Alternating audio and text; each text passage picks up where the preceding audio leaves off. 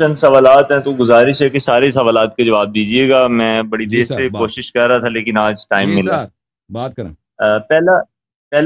پہلا سوال یہ ہے کہ آپ کہتے ہیں کہ فقہی مسائل ہمیں مجتہد کی توضیح کے بجائے احادیث معصومین سے لینے چاہیے. نہیں، میں یہ نہیں کہہ رہا. تو میں یہ جاننا چاہتا ہوں کہ اگر میں یہ نہیں کہہ رہا، میں کہہ رہا ہوں کہ توضیح بھی آپ نہیں پڑھتا نا اکثر لوگ. توضیح عوام کو کون سمجھاتا ہے؟ علماء سمجھاتے ہیں. میرا عرض یہ ہے کہ علماء توضیح سمجھانے کے بجائے احادیث معصومین علیہم السلام عوام تک پہنچا دیں. میں نہیں کہتا کہ عوام جا کے حدیث پڑھیں تاکہ پھر لوگ میرا مذاق اڑا دیں کہ بھئی ہم تو حدیث نہیں پڑھ سکتے، ہم حدیث نہیں پڑھ سکتے. بھئی مجھے پتہ ہے کہ اکثر لوگوں کو عربی زبان نہیں آتی. مجھے پتہ ہے کہ اکثر لوگوں کو اردو زبان بھی اچھی طرح سے نہیں آتی، نہیں پڑھ سکتے. بھئی مجھے پتہ ہے کہ میں آپ کو اگر کہہ دوں کہ آپ جا کے خود من لا یحضر الفقیہ پڑھو تو آپ کو نہیں سمجھ آئے گی. مجھے پتہ ہے اس بات کا. اسی لیے میں عرض کر رہا ہوں کہ علماء کا کام ہے کہ جس طرح سیستانی صاحب کا جو اصل فتوے کا کتاب ہے منہاج الصالحین عربی زبان میں، وہ عام آدمی اس کو نہیں پڑھ سکتا اس کو، بلکہ حوزے میں طالب علم جاتے ہیں 4-5 سال کے بعد اس کو پڑھتے ہیں. اتنا مشکل ہے، ٹھیک ہے نا. اس کے فتوے کی کتاب اتنی مشکل ہے، 3 سال 4 سال لگاتے ہیں اس کو سیکھنے کے لیے. پھر وہ آپ لوگوں کو سیستانی صاحب کے فتوے سناتے ہیں. اسی طرح علماء پہ واجب ہے کہ عوام کو حدیث اہل بیت علیہم السلام سنائیں. اوکے ٹھیک ہے، لیکن ہمارے پاس جو توضیح ہے وہاں پہ تو بڑے سادہ ہماری زبان میں سارے مسائل لکھے ہوتے ہیں اور ہم پڑھ کے اسے جان لیتے ہیں. توضیح نے مرجع نے تو نہیں لکھا نا. مرجع نے توضیح نہیں لکھا بھائی. تو مرجع توضیح نہیں لکھتا. اچھا، مرجع لکھتا ہے منہاج الصالحین. ہاں، توضیح کو ایک مولوی تھا، مجتہد بھی نہیں تھا. سب سے پہلا جو توضیح آغا بروجردی کے زمانے میں ایک ایرانی عالم تھا، اس نے لکھا تھا. ابھی کچھ سال پہلے اس کی وفات ہو گئی تھی. پھر وہ جو توضیح جب اس نے آیت اللہ بروجردی کے فتاوا کو جمع کر کے عام فہم زبان میں اس نے لکھ دیا تو وہ بڑا پاپولر ہو گیا. پھر اس نے اگلے چاپوں میں اس کی تصحیح کرتا گیا. پھر اسی کو دوسرے مراجعوں نے کاپی کر، دوسرے مراجع کے شاگردوں نے کاپی کیا، اور مرجع کے شاگرد اس کے لیے توضیح لکھتے ہیں. جیسے ابھی توضیح ہے نا، وہ ایک ترجمے کی کتاب ہے. وہ ترجمہ بھی اس طرح نہیں ہے کہ وہ جو مرجع کے جو فتوے ہیں اسی کا انہیں ہو بہو ترجمہ کیا ہو. مرجع کی جو اصل کتاب ہے اس میں سے اس نے منتخب کیا، الفاظ چینج کیا، لیکن اس کا مفہوم وہی ہے. اس کو آپ کے سامنے پیش کرتے ہیں. لیکن اکثر لوگ اسی کو بھی نہیں پڑھ سکتے نا. آپ پڑھ سکتے ہیں، بہت سارے لوگ ہیں اسی کو بھی نہیں پڑھ سکتے. اور اس طرح نہیں ہے کہ توضیح کے سب مسائل، سب فتوے ایک جیسے آپ کو سمجھ آتی ہے. آپ خود بھی اس طرح بہت ہوتا ہے کہ آپ خود کو بھی بہت سارے اس میں فتوے اگر سمجھ نہیں آتے تو کسی سے آپ پوچھتے ہوں گے کہ بھائی اس فتوے میں یہ لکھا ہے، اس کا مطلب کیا ہے، مجھے شک ہو رہا ہے. ٹھیک ہے نا. تو اس طرح نہیں ہے کہ اس کے سب لوگوں کو سمجھ آتی ہے. تو اسی عرض یہی ہے کہ اسی طرح جیسے وہ مراجع کے لیے کیا لوگوں کو آسانی ہو کہ مرجع کے فتوے پہ عمل کرنا ان کے لیے میسر ہو، تو ایک آسان فہم زبان میں، اردو زبان میں فتووں کی کتاب لکھی گئی ہے. اسی طرح اردو عوام کے لیے حدیث کی کتاب بھی لکھی جا سکتی ہے، بشرطے کہ اس کی ریویژن کیا جائے، اس کی تصحیح کیا جائے. 4-5 آدمی اس کی پیئر ریویو کریں. پیئر ریویو کس کو بولتے ہیں؟ یعنی ایک شخص ترجمہ کرتا ہے، پھر 3-4 آدمی اس کی تصحیح کرتے ہیں. پھر اس کی اگر عوام کے لیے اس کو زیادہ اس کے حاشیے لکھتے ہیں، اس کے شروح لکھتے ہیں، اس توضیح دیتے ہیں کہ اس حدیث سے یہ مراد ہے. ٹھیک ہے نا. اگر یہ کیا جائے تو کیوں نہیں لوگوں کو سمجھ آئے، کیوں لوگوں کو سمجھنا ہے. یہ بسم اللہ کریں. اگر ہم یقین حاصل کر لیں کہ یہ جتنے بھی فتاوی ہیں اس میں وہ معصومین کی احادیث کے مطابق ہی ہیں، تو ہم پھر اس فتاوی پہ عمل کر سکتے ہیں؟ نہیں، بالکل نہیں کر سکتے، کیونکہ یہ بدعت ہے. اہل بیت علیہ السلام نے، پہلی بات ہے یہ آپ کو کبھی یقین نہیں آ سکتا. یہ یقین تو آپ کو کبھی نہیں آئے گا نا. یہ تو اب اس مرجع کو خود بھی یقین نہیں ہے، کیونکہ وہ مرجع، آپ کسی مرجع سے اگر آپ پوچھ لیں کہ آپ کے یہ سب فتوے حدیث کے مطابق، وہ کہے گا کہ نہیں، کیونکہ اس نے بہت سارے فتوے اپنے جیب سے بنائے. وہ کہتا ہے، خود مرجع کہتا ہے میرے پاس جو مصادر شرع ہیں وہ 4 ہیں. وہ خود کہتے ہیں ایک قرآن ہے، ایک سنت ہے، ایک عقل ہے. کس کی عقل ہے؟ وہ کس کی عقل ہے؟ وہ امام علیہ السلام کی عقل کی بات تو نہیں کر رہا، وہ اپنی عقل کی بات کر رہا ہے کہ جس طرح قرآن اور سنت کے ساتھ ساتھ میرا عقل بھی ایک مصدر ہے شرع کا. وہ اپنے سے وہ بناتے ہیں، کہتے ہیں یہ عقلی حکم ہے. تو آپ کو تو یہ تو کبھی کہاں سے آپ کو یقین آئے گا؟ یہ تو یقین، یہ بلکہ آپ کو یقین ہونا چاہیے کہ یہ پورا جو ہے قرآن و سنت کے مطابق نہیں ہے، کیونکہ وہ شخص خود کہہ رہا ہے کہ میں نے کچھ قرآن سے لیا، کچھ سنت سے لیا، کچھ اپنے عقل سے ملایا، کچھ اجماع سے لیا. جب وہ خود کہہ رہا ہے تو لیکن ہم فرض کرتے ہیں، وہ ایک ایسا عالم آ جاتا ہے کہتا ہے کہ نہیں، میں عقل سے نہیں لیتا، میں سنت سے بھی نہیں لیتا، میں کریں اجماع سے بھی، میں صرف قرآن سنت سے لیتا ہوں، قرآن و حدیث سے لیتا ہوں. لیکن یہ قرآن و سنت کے الفاظ نہیں ہے، یہ میری سمجھ ہے، یہ میری سمجھ ہے جو میں سمجھ گیا ہوں قرآن و سنت، یہ آپ کے سامنے پیش کر رہا ہوں. ٹھیک ہے نا. اور یہ آپ پہ حجت، یہ بدعت ہے، یہ بدعت ہے، کیونکہ ائمہ طاہرین علیہ السلام نے اس کا حکم نہیں دیا کہ آپ کسی غیر معصوم کی کلام اپنے لیے حجت بنا دیں. حجیت صرف اور صرف کلام معصوم علیہ السلام کی ہے.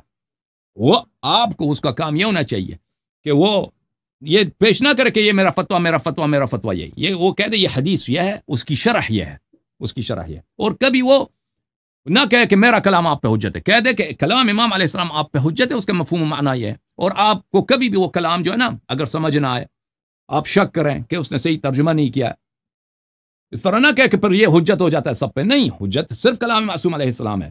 آپ کبھی بھی وہ کسی دوسرے عالم سے چیک کروا سکتے ہیں، کسی دوسرے عالم سے پوچھ سکتے ہیں اگر آپ کو شک ہو جائے. یعنی حجیت صرف اور صرف منحصر ہے کلام معصومین علیہم الصلاۃ والسلام میں. اوکے، عالم کی رائے، عالم کا فتویٰ، چاہے وہ موافق بھی ہو کلام معصوم علیہ الصلاۃ والسلام سے، فی نفسی حجت نہیں ہے. حجیت منحصر ہے کلام اہل بیت طاہرین علیہم السلام پہ. یہ بات کریں مزید. تو پھر آپ خود ایسی کوئی کتاب کیوں نہیں مرتب کر دیتے کہ جس میں ایک فقہی مسئلہ ہو، اس کے نیچے معصوم کی ایک حدیث کوٹ کی ہو، جیسے توضیح ہوتی ہے اس کے نیچے ایک ابھی تو میں مسئلہ طبیعت ہوتا صاف ہے اور کر رہا ہوں نا نیچے جماعت عمریہ کی. ابھی مجھے 4-5 سال دے دو، میں جماعت عمریہ کو ایک دفعہ ان کی اور نوجوانوں کی تربیت ہو جائے نا عقائد میں. ابھی میرے جو اسپیچز ہیں، میرے جی بہت ساری باتیں ابھی کہنے کی باقی ہیں، وہ میں ایک دفعہ اس میں ٹائم لگتا ہے بھائی، ان چیزوں میں بہت وقت لیتا ہے. آپ سمجھتے ہیں کہ یہ آسان چیز ہے، آپ کتاب لکھ دو، اور میرے پاس اتنے ریسورسز بھی نہیں ہیں اب کہ اتنے سہولیات بھی نہیں ہیں. اگر میرے پاس سہولیات ہوتے ہیں تو میں شاید کر سکتا کہ میں اسی وقت کہ آپ کو جماعت عمریہ کے لیے جو پروگرام پیش کرتا ہوں اس کے ساتھ میں کتابیں آپ کی خدمت میں منظم کر دوں. تو لیکن کیونکہ اتنے ریسورسز نہیں ہیں اور ان کاموں میں مجھے اتنا میرے پاس مین پاور نہیں ہے ان کاموں کے لیے، تو بہت سارے کام مجھے خود کرنے پڑتے ہیں، اس میں مجھے بہت ٹائم لگتا ہے.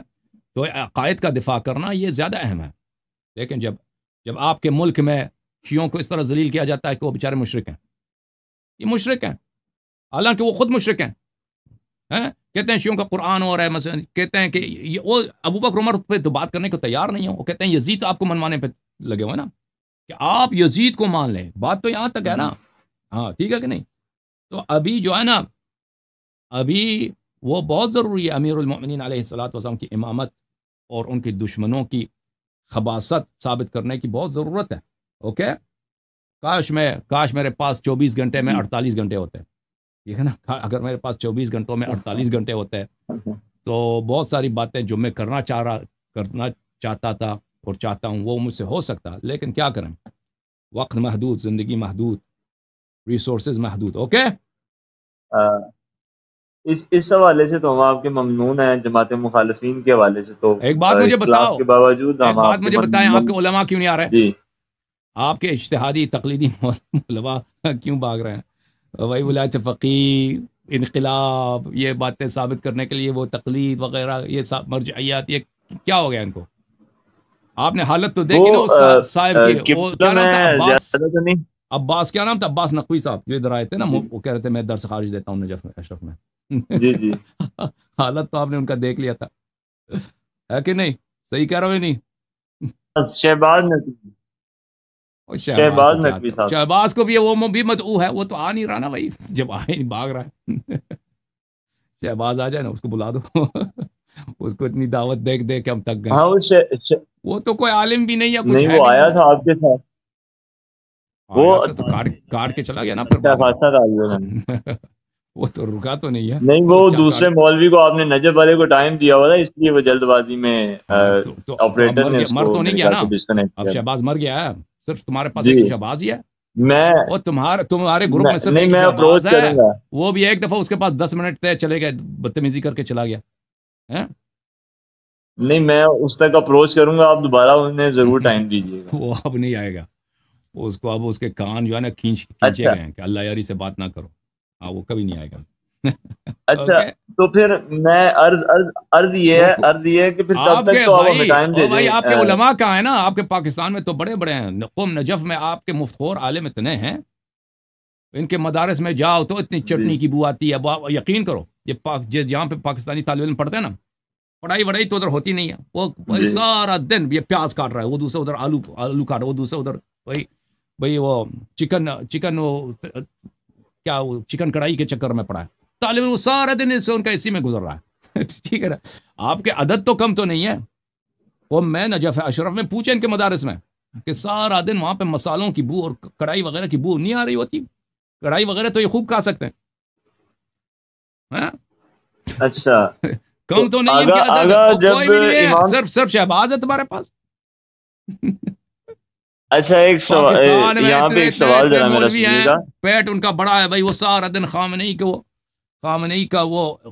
آپ کا امام بنا کے مقدس بنا کے کوئی مخالفت کرے تو اس بیچارے کو ممبر سے زبردستی اتروا دو گنڈوں کے ذریعے. وہ ادھر کیوں استدلال نہیں کر سکتے بھائی ہمارے ساتھ؟